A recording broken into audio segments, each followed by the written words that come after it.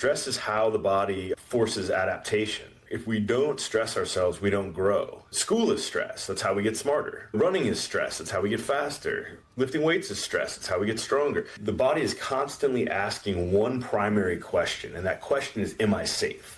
And if you can answer that question, yes, I'm safe, the body will start to downregulate and you'll get into those restorative functions. So the system that you're actually building now is teaching people and clinics a structured way to sort of down curve this recovery process from sympathetic to parasympathetic. And it's just to be in the appropriate state at the appropriate time. Do you think that we're building resilience to that stress, or are we just slowly breaking ourselves down? If I keep letting the load land on me, eventually I'm going to accumulate too much and I'm going to become fragmented.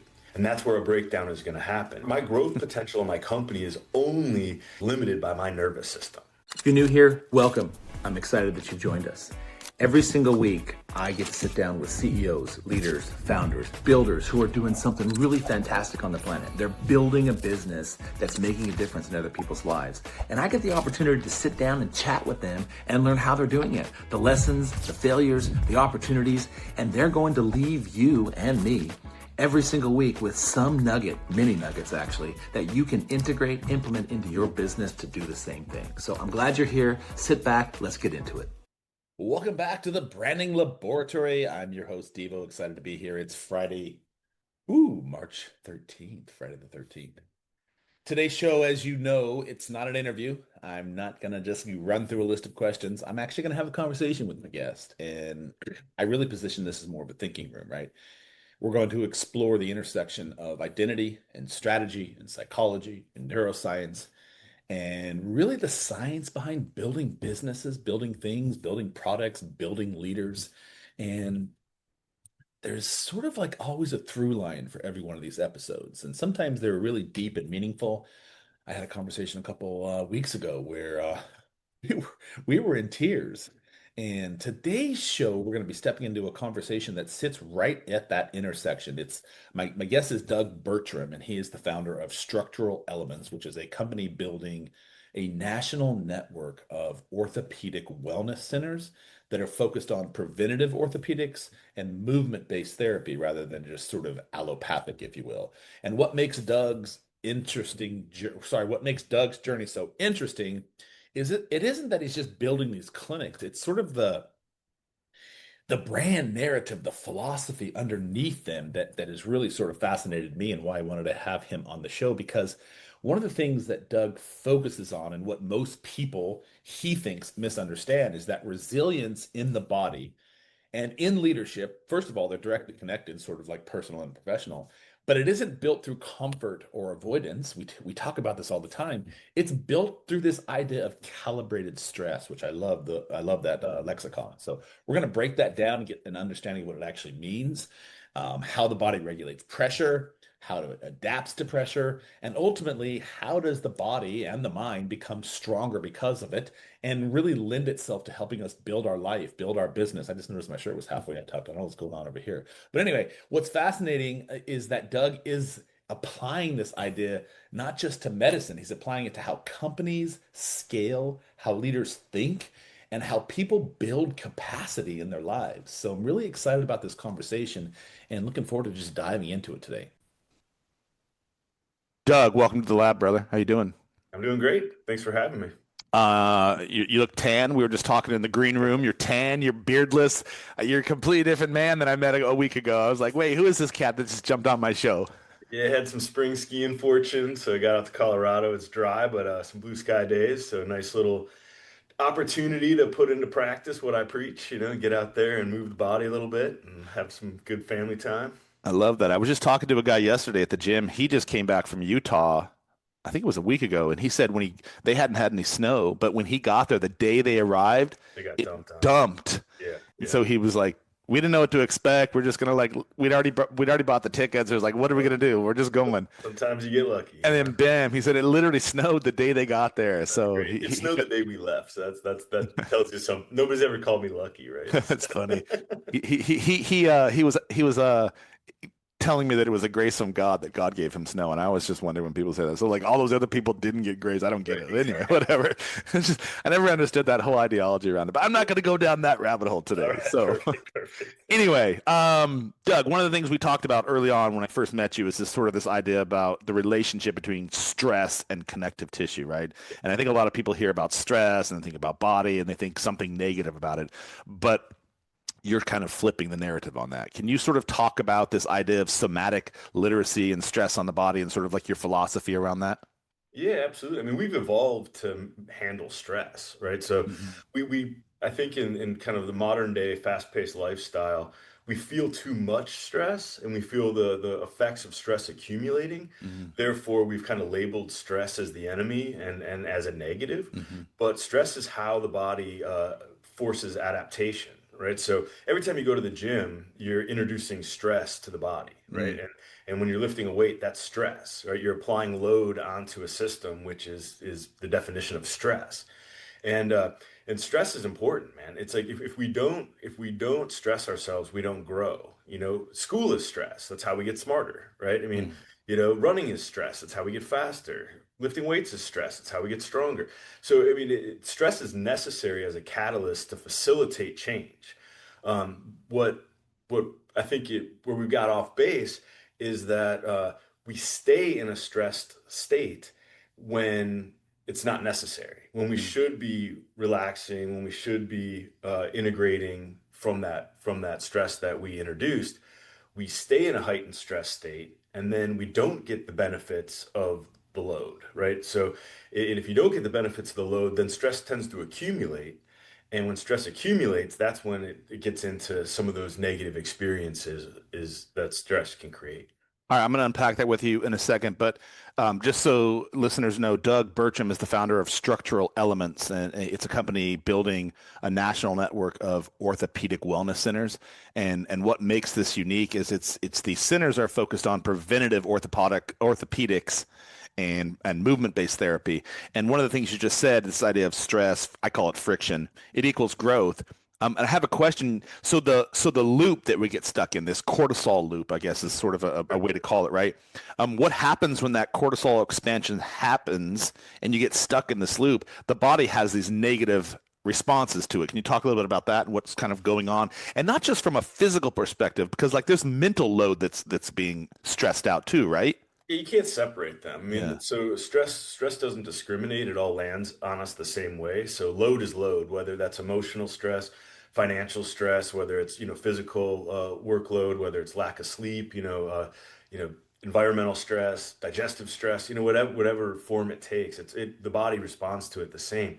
So let me back up. The cortisol is a really valid point, and that is definitely one of the stress hormones that can get out of balance.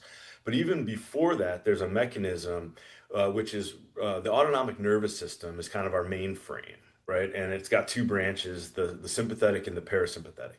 Both are critical to our survival, right? If you're being chased by a bear, you want that sympathetic to kick in and you want that adrenaline dump and you want to be able to run fast, right?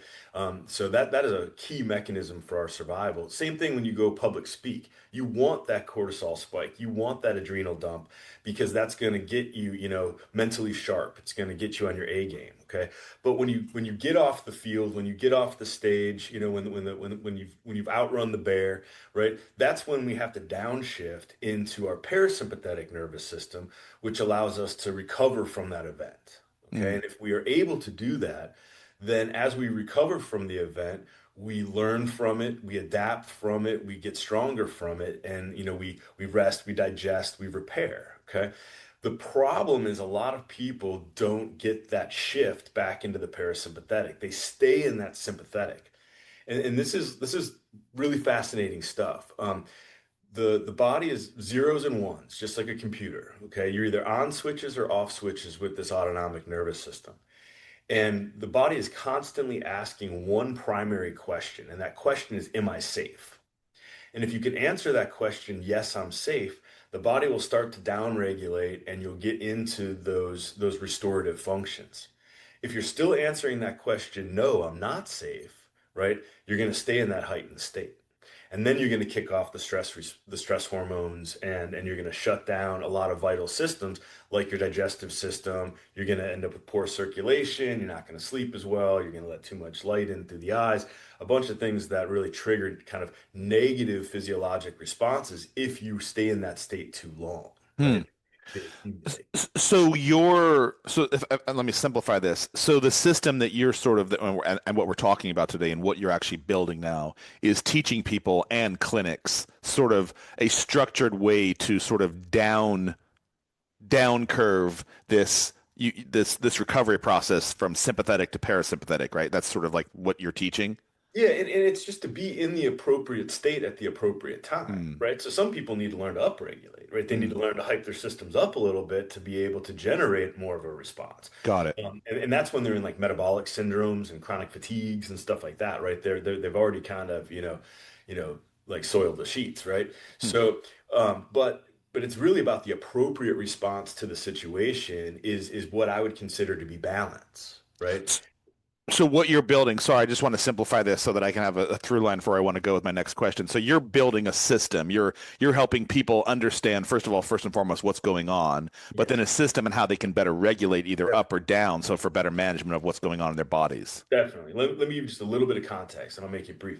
So you use the term that I love, which is somatic literacy. Okay, and somatic literacy is an understanding of what these physiologic processes are, so you can recognize what state you're in, right? So a lot of people will experience heart palpitations or shallow breathing. They'll experience clenching of their jaw. They'll experience, tightness in their hips. Those are all great indicators that we're in a sympathetic drive. Okay, and when you can take a nice deep inhale through the nose and a long exhale out through the mouth, and you feel all that relaxed, that means that we've just shifted into more of a parasympathetic breakthrough. Okay. Got it. So that somatic literacy is just getting people to understand both intellectually what these processes are, but then develop some sort of awareness of what state they're in. Got it. Now, we are orthopedics in nature, but I talk a lot about stress and I talk a lot about regulation of the nervous system. But why does that fit in an orthopedic model? If your body is out of balance, you really struggle to properly regulate. So if there's any sort of rotation to the pelvis, curvature to the spine, head forward posture, it's going to load up the part of the spine that stimulates that sympathetic response, which is all in the mid-thoracic spine. So just think of like our sitting posture. We're on our phones all day. We're playing video games, whatever it is. All of that loads up that sympathetic. And our rest and digest function is regulated high up in the neck and down in the sacrum. So if you're out of balance, you really are at a disadvantage to be able to start regulating those systems. And when the body is aligned and we've got good posture and we've got, good centrated, centralized joint positions, it's much easier for the body then to start to self-regulate. Got it. I love the somatic expression because it's literally what I do with my clients is before we can even build anything, we have to have an understanding and awareness of where we start. What's our baseline look like, right? Man? Yeah. What's your baseline? Yeah. Otherwise, how do you know what you're deviating from, right? You'll love the story. So I actually go every year to my doctor, and I forget the name of the test, but I played football in college, and I also used to be a boxer, and I boxed for 2 years. And so early on, when I first became an adult and stopped playing reckless sports, my doctor was like, we should probably establish sort of a concussive baseline so we sort of understand like the CRT, what that looks like. And then every year, let's just measure it. So I sort of do the same thing. Every year I go and I get a test, just sort of kind of see, am I degrading? Is anything getting, and I'm still cool. Obviously, I'm able to have conversations with you, so nothing has been affected. But how important is it, this somatic expression, and understand this identity around the baseline? Because what it does is it enables you to develop a strategy around what sort of steps you're going to take, what sorts of necessary needs are required for the body, et cetera, right? I think that's sort of like the through line there. Yeah, definitely. I mean, I'll use my own family as an example. I mean, my girls I've got two daughters, 12 and 9, and, they've been getting adjustments and manual therapy since they were born, right? I mean, literally, right? And my 12-year-old, who's a dancer, very self-aware of her body because she, dances 6 days a week. she'll come to me and say, "Hey, Dad, do you have a moment? Like my hips are out of alignment. Like I think I need a leg pull on my right side." She's 12, right? But she knows because she has that experience of what it feels like to be in alignment. And when she's out, she's like, something doesn't feel right. I'm working too hard. I feel rotation. I don't feel balanced. There's more effort, right? Mhm. So that's just developing that baseline because she's experienced what good alignment feels like. Then when she deviates from that, she can recognize it, Mhm. right? So many new patients come in and they just hurt and they don't know why, right? But they've never actually felt what balanced feels like, you know? And once we get them back into alignment and they go through a few visits and they strengthen around it and they can actually hold the alignment, they'll come in and they'll tell me, "How you doing? I'm doing pretty good, but I think I'm a little bit out. I can feel a little out. You check my neck, I think my left side's out a little bit." They have that baseline, right? And I'm going to take it one step further. Just we're going to build a couple layers onto it here. So there's also a correlation between the sympathetic nervous system, this autonomic nervous system, sympathetic, parasympathetic, and how our connective tissue behaves as well.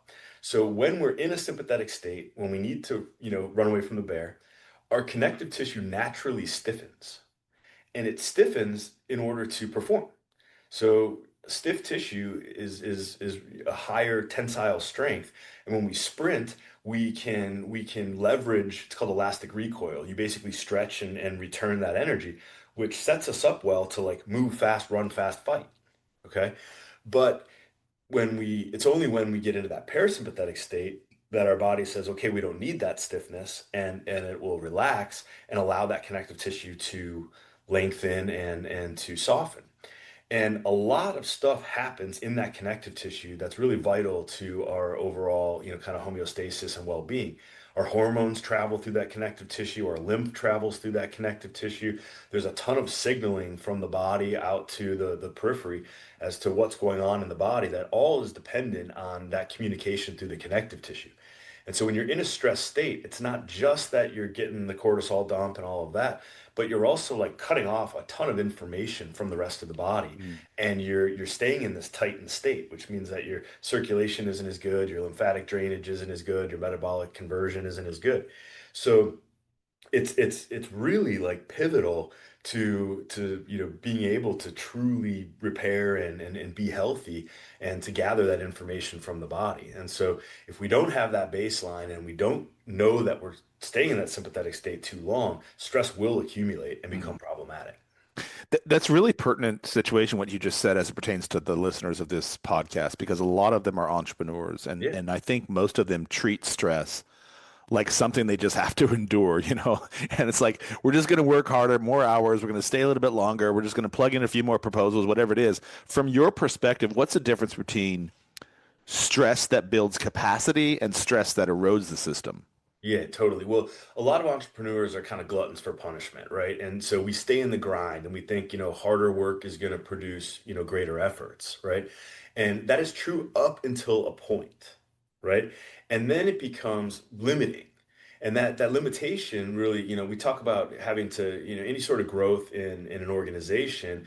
Think I look at organizations as organisms, by the way, right? So the same things that apply to my body in terms of capacity are going to apply to my company, right?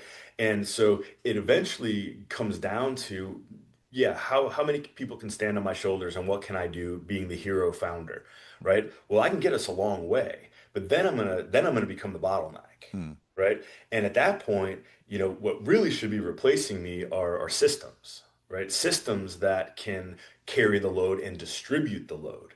So if I'm not able to distribute load, meaning that if I keep letting the load land on me, right, eventually I'm going to accumulate too much and I'm going to become fragmented.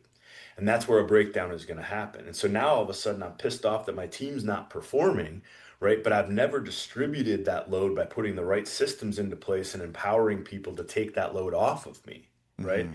And so that I'm going to become the bottleneck and I'm going to become where things break down. My growth potential in my company is only as the potential is limited by my nervous system. And so that really is the case where, for entrepreneurs, we're endurance athletes, man. We work long hours, we unfortunately have to endure, sitting too long. We take a lot of meetings, travel when we don't feel well, to put business deals together, all those things. if we are not taking care of ourselves and we're not prioritizing that recuperation, then we become the bottleneck in our growth. It is absolutely essential. So this is a great segue to my next question, because I'm thinking about this as you're talking through this.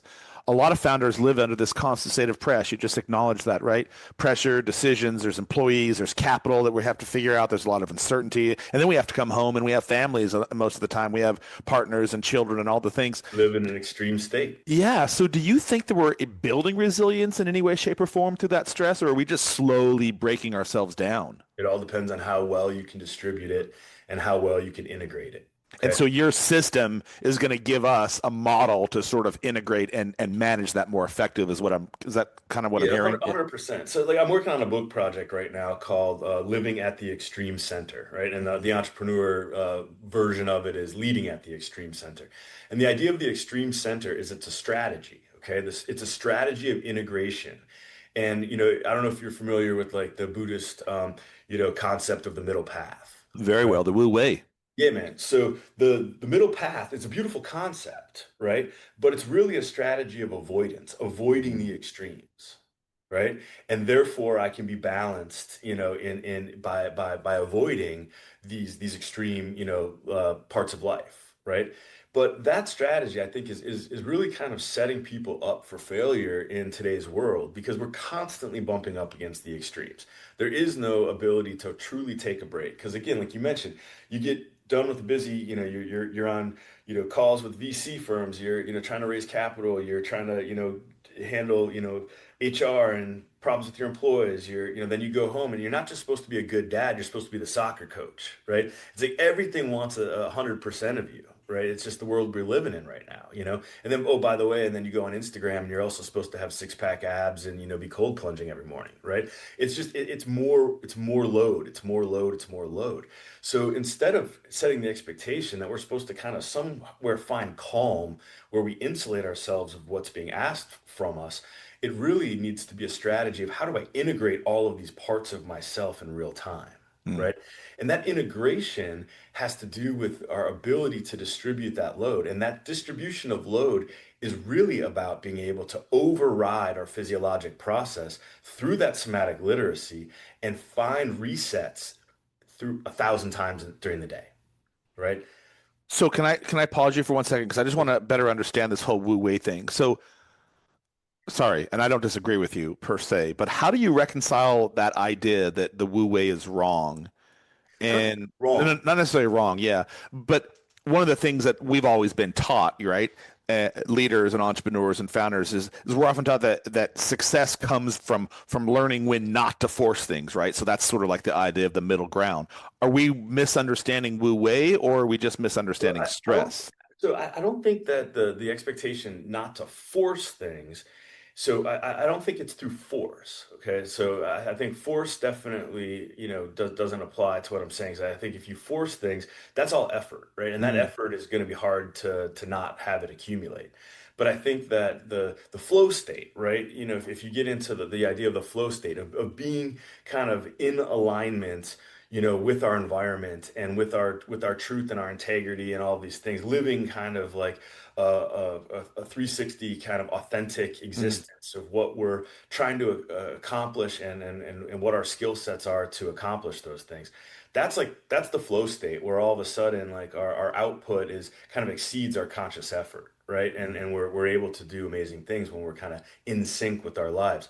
That is not necessarily a strategy of avoidance. That's real-time integration, right? That's what it looks like. I just got back from the ski trip, right? So if I watch people ski through the moguls and I can spot the effort, right? It's like they're trying to get their skis around, they're fighting it, right? And they're getting tossed all around versus if you can like relax, commit your body downhill and integrate those, those bumps and distribute that load so it's not accumulating and you're not getting tossed around. You're absorbing that force in real time. That's what the illusion of stillness looks like, right? There's no such thing as like, true stillness. It's real-time integration that's achieving that stillness. right? Understood. So Thank you for that it's clarification. a little different shift of consciousness there. Yeah, no, I appreciate that perspective. Before I have other questions, and I do have many, tell me how you got to this point. Like, what was the inflection point where, just tell me a little about your origin story. Like, where were you? What were you doing? And then sort of how did you kind of get into this description of what you're building now? Yeah, so I mean, um, I'll keep it high level here, but I am going to go all the way back to like my freshman year of high school, right? I was a starting goalkeeper. I destroyed my wrist, broke my wrist. It was devastating. I lived to play soccer. Mm, Made varsity. I was like super proud, and then bang, this happens, right? mm. And my doctor, not great bedside. He was kind of like, consider yourself lucky that we saved the fingers, but don't expect a lot of use out of that hand. And it's just like I'm 14, dude. Gee, thanks, man.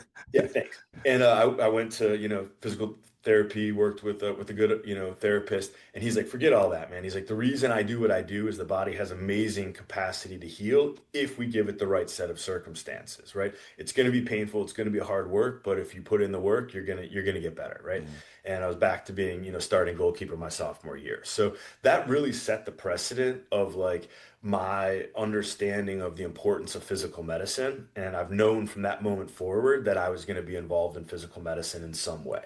Right. mm. And so, I actually had a track coach that steered me towards going to massage school right out of high school so that I could work as I pursued higher education. Made a ton of sense to me. That's exactly what I did. And so I just turned 50. I've been standing over a table for 32 years working with the body now. Oh, And in terms of my fascination with stress, this is not because like I did go to a Buddhist college. I do have some Eastern philosophy, and I did study Chinese medicine. I have kind of an Eastern orientation to thought and philosophy. But once I started, building a business and becoming the CEO of a franchise system, and I had to go out and raise capital, and I had to, write an operations manual, and I had to put standard operating procedures in place, and all these things, very different than my work in the treatment room. Guess what happened? Stress accumulated. mm, I got metabolically unhealthy. My blood pressure increased. I got, even though I was still running and still being very active, I struggled to keep weight off. My sex hormones, dipped. My cortisol levels were high. My cholesterol, even though I ate fairly well, was, started to elevate a little bit, all because the stress was accumulating. mm. You know, and it really came down to like, man, like I'm the face of a wellness brand. Like I can't let this be the Yeah. story that I'm out there. I can't tell people to do one thing and then have something a different story playing out in my own personal life. Yeah, you can't be like my dad. He always used to tell me, do as I say, not as I do. And I was Yeah, like, that doesn't make any sense, man. You no, should be a model for me. should be a model, right? And I take that very seriously, as the not only from the patient perspective, but all the therapists that are in our system. I feel like I have to model a healthy lifestyle to them, Mm, because it is hard work, right? But if you're not taking care of yourself, your longevity in your career is going to be reduced, right? And so I have kind of this fiduciary responsibility to the therapists that have chosen to practice with us and open their business within our walls, that this is what it looks like to manage all of these things. And now what I hear all the time is, man, I don't know how you do all that you do, right? Because I get up and I make lunches every morning for my daughters. I still help, carpool to pick up from school and drop them off at dance and all these things. I make dinner most nights. I'm usually the one to do the dishes because I enjoy it. I see, more patients in a week's time than anybody else in our system. I'm working on a 3-book project simultaneously to one another. I still, love to go and do endurance, sports, and I've done Ironmans and 100-mile races and marathons and all this stuff. And it's like, well, how can you do all of that, right? And it's like because I never have a moment where I'm trying to get away from it, mm, right? It's like I'm trying to keep up with it in real time. And that's that somatic literacy that I'm going to come back to. I recognize when I am, this is very important. I recognize when I am perceiving something as a threat that is not an actual threat. Okay, and mm, this is a huge through line right here.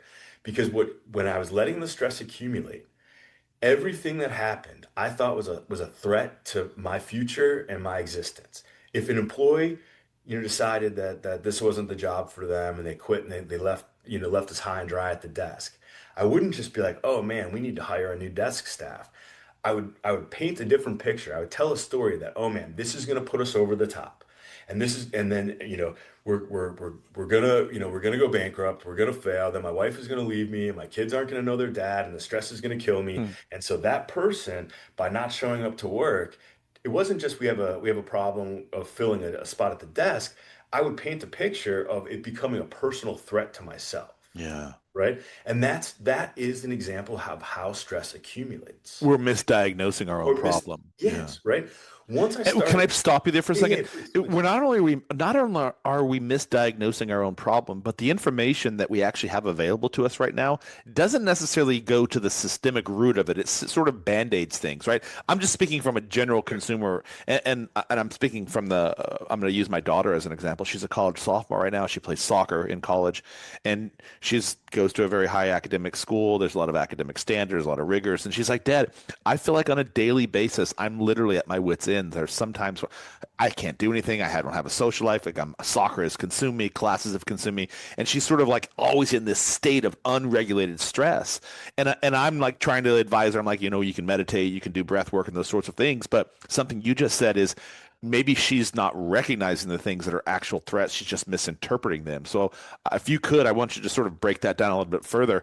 And can you give us, my listeners, is there one or two things that we can do to better diagnose an actual threat? And then how do we sort of triage that ourselves Definitely. without going to your clinic?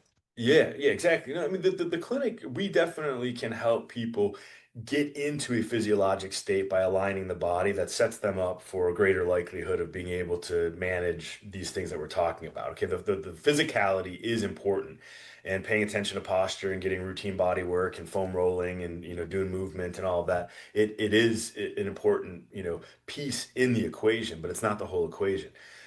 So recognizing when we're making up a story that's not true. Mm, Okay. So when we have somebody that, a customer that calls and they're unhappy, right? Okay, like that person has every right in the world to have their own experience. Okay. I can relate to that situation at face value in real time without having it trigger a bunch of other things that are assumptions of truth. got it. Right. And if I can take it face value and I can take the high road and I can make that customer happy again and re-engage them without triggering all of those defensive mechanisms that paint and fill in the gaps in the story, then I'm gonna just that event is gonna be just another moment in time that's gonna pass and isn't going to accumulate, right? Mm, If I mull it over and I'm trying to sleep that night, I'm like, man, screw that guy. That was not fair. We did call them back, and I can't believe they treated my staff like that. And and it turns into this battle, right? Where mhm. we now are perceiving some sort of threat, and they're going to tell everybody. That's going to Perceiving and projecting. projecting, right? Projecting, yeah. And then once we let it go to that point, right? We're now not down regulating when we should be sleeping. We're Mm, losing that restorative time, and we're creating a story based on not truths, right? mm. And if you're honest about this, we do this all day long, right? 100%. And it's the projection of like, oh man, I have this test and I have to get to soccer practice, and oh man, I barely had time to eat, and my friends are going out and I can't join them, and so it's as we let that accumulate, we project that it's never going to get better. We project that it's going to keep getting worse. We project that we don't have the capacity to handle it. And as we try to like avoid feeling those feelings, it just creates fragility. We just create further vulnerabilities to it accumulating and starting to have a negative impact. But if we can recognize what's happening, right? I'm projecting, I'm making up a story right now, right? My 9-year-old, like she'll stress out about like, oh man, like, this test is going to be too hard. I'm going to fall behind, and I'm like, girl, just like take it as it comes, right? And you're doing it again, right? And then you're right. She'll take a big deep breath, and our breathing is like what we have access to with us always as a tool that we actually can make a difference, right? Because our exhalation as we exhale stimulates our vagus nerve, which turns on our parasympathetic system. So if we're cutting ourselves off from a deep diaphragmatic breath, we're going to just start to spin up that sympathetic nervous system, you know? Understood. So a big part of the mechanism really is learning how to notice when we're doing that and intervene with a meaningful breath. You know, that really is a key part of the strategy. So as part of the rubric or sort of the franchise model that you're building, and I want to talk about that in a second, you're teaching integration models, understanding models, awareness models to not only the orthopedics, but the therapists or the chiropractors or whomever wants to subscribe to this system so they can deliver it back to their patients. So you're actually building a system of somatic awareness, but also sort of triaging the situation as well. Absolutely. So Mhm. not only are we looking at the body as one system, we're not looking at it as a series of parts. We have a goal of helping each patient develop that somatic literacy, recognize when they are letting the stress accumulate, and give them simple tools to help them downregulate.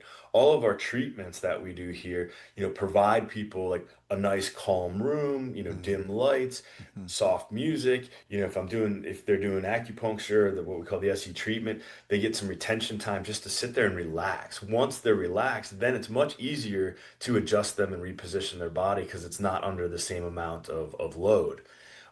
We have like yoga and Pilates, and we have cryotherapy and sauna and red light and the pulse mat and all these different things because everybody has a different inroad, right? That's gonna kind of resonate with them as to how they're going to, a different price point, a different time commitment, a different amount of interaction, but all of them are geared towards, helping us, auto kind of self-regulate and to focus on recovery and repair and the efficiencies that come from when those systems are online. Love this. Can you tell me a little bit in the last part of the call? I want to know a little bit about this franchise model that you're building. Tell Yeah. me a little bit about this program. Well, yeah. So first of all, we're just very clearly trying to solve one primary problem, and that primary problem is giving access to quality care, right?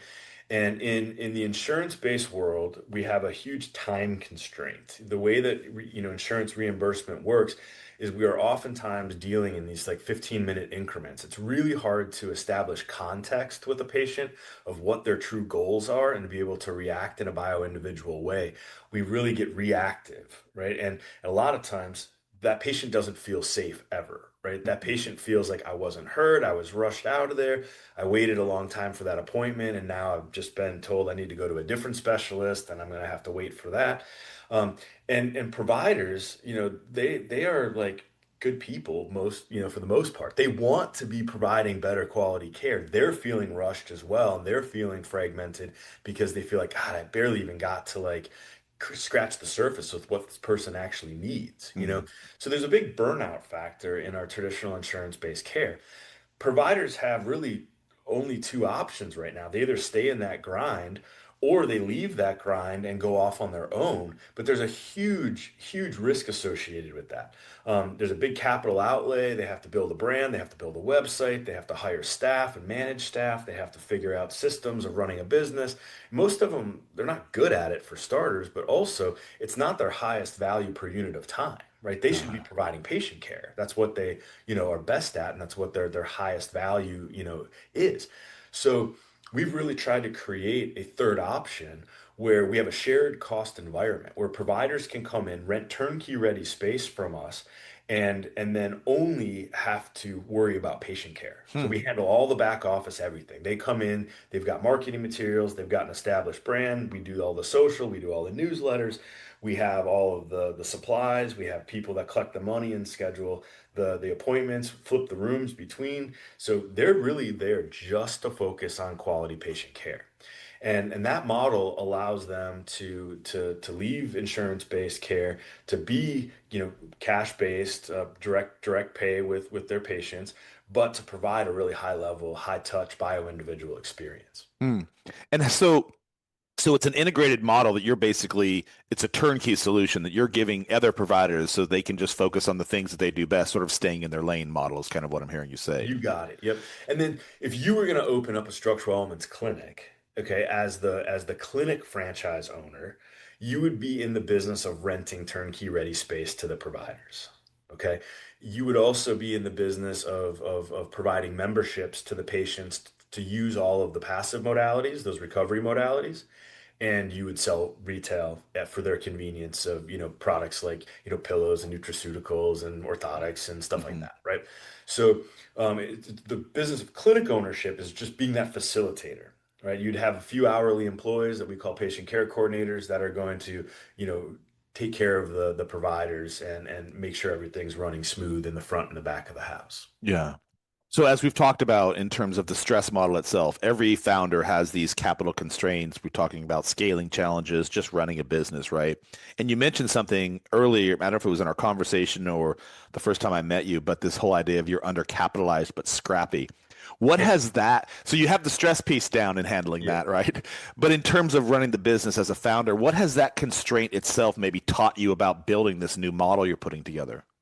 Yeah, I mean, I think, the inverse of what you just said. I think the detriment of a lot of companies are getting overcapitalized too early, right? Kind of over promising, and then they spend heavily, and then but they don't really have the growth curve to then sustain it, and they kind of get caught out. We have always really been undercapitalized for rapid growth, which means that I wear a lot of hats, man, right? But it's forced me. My learning curve has been near vertical. I mean, when we decided we were going to franchise, I literally Googled like how to start a franchise. I mean, it was starting from like this is a football, and it was I really had to learn. But I've surrounded myself with people that are more seasoned, have expertise of their own, and I just realized that I'm a widget that needs all this support, right? And it doesn't matter whether we're selling orthopedic wellness or we're selling hamburgers. Eventually, you need capital, you need solid systems, and you need competent counsel, and you need to learn how to read a P&L and a balance sheet and do your cash projections, and you need to have a culture of people that want to go to bat for you, which means that you have to figure out how to like, treat people well and have a clear vision and mission that they want to support. I So, mean, so the synthesis for what you just said in your mind's eye is that limited capital actually equals better thinking. it's more strategic thinking, Yeah, right? yeah. For sure, right? I mean, and you have to deploy those dollars with a lot of scrutiny because they're limited, right, in terms of resource. And I think that is healthy up until a certain point, and then it becomes another bottleneck, Hmm. right? I mean, I feel like we're kind of right at the cusp of that right now, where I feel at the stage of growth where what, like, yeah, I think I'm ready to work with some more resources, right? But I'm kind of glad I didn't sooner, right? Yeah. What are some of the biggest challenges you're facing right now as you introduce this new model? Yeah, so it hasn't been done before, right? So any time that you're introducing a new model, kind of like the way that we're fusing together in the medical world and using franchise as a growth vehicle, um, because people aren't familiar to it, then they're kind of like skeptical because it's different, right? Hmm. So until we're 25 units deep and we have reproducible unit economics, and all the therapists and all the systems are making a great living, which they are in our current clinics. There's always going to be like the show me type scrutiny, right? Hmm. So it's new and it's innovative. And then the other thing that I think is a little bit of a challenge is that people do pay a lot of money for their insurance. So to ask them to lay out more cash outside of their insurance is a bit of an intrinsic rub, right? People prefer to use their insurance, right? And a lot of people can. We can furnish them with what's called a super bill, which they can get reimbursed, but we don't do the direct insurance billing. So just operating outside of a traditional system, has its inherent rubs because again, you're going against the grain a little bit. You've mentioned in terms of, I'm going to use the term avatar, the people that you're actually integrating with. You said therapists, and I think you said orthopedics. Why are you not targeting a larger audience, or are you? Say a little bit more about that, 'cause I think we are hitting a really large Oh, you audience. are. Sorry, maybe I misunderstood you. Yeah. From what I heard, or at least I saw in your notes, that you were kind of primarily focusing on working with therapists and orthopedic centers. And I was just wondering, because I see a much larger model, even sort of a do-it-yourself model for people outside of the clinic. And I was just curious if you had bigger plans outside of just working with Sure. established. Yeah, Or so I mean, just in terms of the providers that are in our clinics now, it's pretty diverse. I mean, we have everything from chiropractors, physical oh, therapists, I massage misunderstood therapists, you. acupuncturists, athletic trainers, yoga, Pilates. We have a nurse that does IV therapy. We have a PA that's doing injections. We have a pretty diverse ecosystem of movement-based, manual-based, and recovery-based, therapies. Got it. And so it really is like people call us a one-stop shop, right? Hmm. They're like, "Yeah, this is awesome. I don't have to go here for my acupuncture and here for my chiropractics and here for my yoga and here for my sauna and like it's all under one roof, right?" And so it's really like integrative in terms of the patient experience. And Yeah. and those things are like they are like a greater value than the sum of their parts, right? It's like when somebody kind of bundles those services in one experience, they come into their treatment a little bit more relaxed from being in the sauna, and they then go and get an assisted stretch, and while they're aligned, and it kind of amplifies the benefits, so Understood. Yeah. um I but it misunderstood you then. Sorry. oh, no, no problem. You said if people Googled you, they might think that you're financially driven, but that actually motivated you so that you can sort of help people achieve excellence. Where does that motivation actually come from? I'm curious. So I'm a mover, right? I mean, that is like that's what I live for. I live for human movement, and I'm a happier person. I'm a better dad. I'm a better business owner when I'm regularly moving my body. And the longevity conversation is like red hot right now, right? Hmm. Everybody is interested in like how to not just live longer, but increase their health span, right? People want to drop dead healthy at 105, right? Hmm. And so, that kind of world and awareness is on a huge, increased consciousness right now. But orthopedics really isn't in that conversation enough. The moment we become non-ambulatory, we can't move, we can't get around. It doesn't matter what kind of supplements you're taking, man. You're starting to decline fast. We really have to preserve our physical autonomy and our ability to move if we're going to preserve our overall health and increase our longevity. And so at the forefront of the conversation is just like, I've got some unique experiences with the Chinese medicine background and being a total, soft tissue nerd. I mean, we were like the gold sponsor of the International Congress of Fascial Research. It's like I love the tissue science, I love the physiology, I love the neuroscience behind it. But we're at a kind of an interesting intersection in that we have a system that is reproducible, that really works, that we can train therapists to see the body through this way and get them treating in this way in a very short amount of time. It's kind of Hmm. like the paint by numbers or the cheat sheet, the Chinese medicine for dummies book, it's kind of That's a good like the analogy. cliff notes of Chinese medicine. So we can train, people that have no background in Chinese medicine to look at these relationships through kind of a mapping that we've developed of the body. It's the patient experience of, man, like I don't know where to begin to thank you. I've been to doctor after doctor and physical therapy and chiropractors and all of this, and like you helped me get back to running. You helped me get back on the golf course. I can now hang out with my grandkid and get up and down off the floor and I don't hurt afterwards. Like, those are the things that like I want to see happen at scale, right? And do I want to make a good living? I have no shame in my game about that, right? I like Yeah. nice things. I like to drive fast cars. I like to live on a golf course and, all the things. Okay. I have no problem with that. But there's a lot of different ways to do that. And if I can do that by helping people, I'm going to go to bed a much, much more content individual. Yeah. I You know? love that. Well said. If people want to connect with you right now, what's the best way to find you? I mean, my inbox, I'm really responsive to just doug@structuralelements.com. You can just email me. Our website is structuralelements.com, and that has links out to all of our social media handles if you are interested in following anything or a contact submission. And that we field, patient inquiries, we field therapist inquiries and franchise inquiries all through our main site. If anyone listening to this episode, and there will be people, what's the one central takeaway you would want them to walk away with today as it centers around stress or resilience or even their own capacity? We are capable of doing far more than we give ourselves credit for, right? Hmm. I'm just going to leave you with this little story. I've got a buddy, he won't care if I use his name, Harvey Sweetland Lewis III. He's a That's a name. crazy school teacher from Cincinnati. Almost died in a car accident when he was in his 20s. His neck's all jacked up, blah, blah, blah, blah, blah. Well, this guy is like, he's a vegan, he's like just all through like real-time integration. This guy has done these running events where it's called like Big's Backyard Ultra. It's a 4.2 mile loop. You have an hour to complete the loop, and then you got to start the next loop right at the top of the hour, right? He's gone like 112 hours straight, right? Like close to 500 miles of straight continuous running with never falling below a 15-minute per mile pace.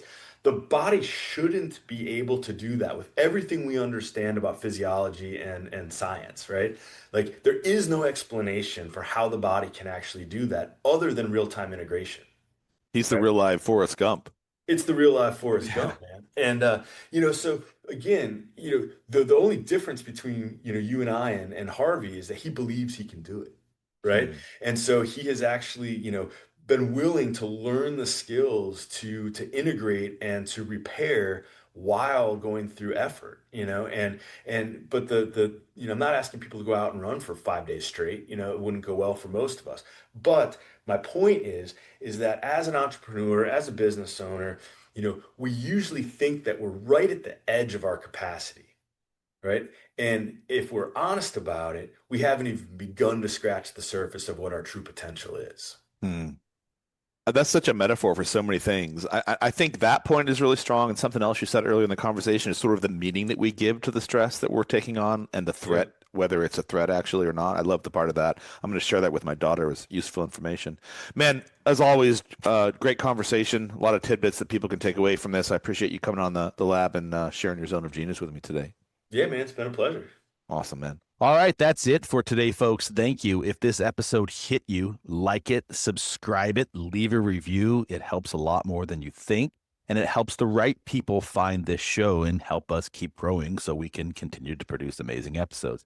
You can find me at thebrandstoryteller.com if you're interested in connecting with me, and everything else about this episode, the guests, the websites, the social media handles, they are all linked below. I'll see you in the next show.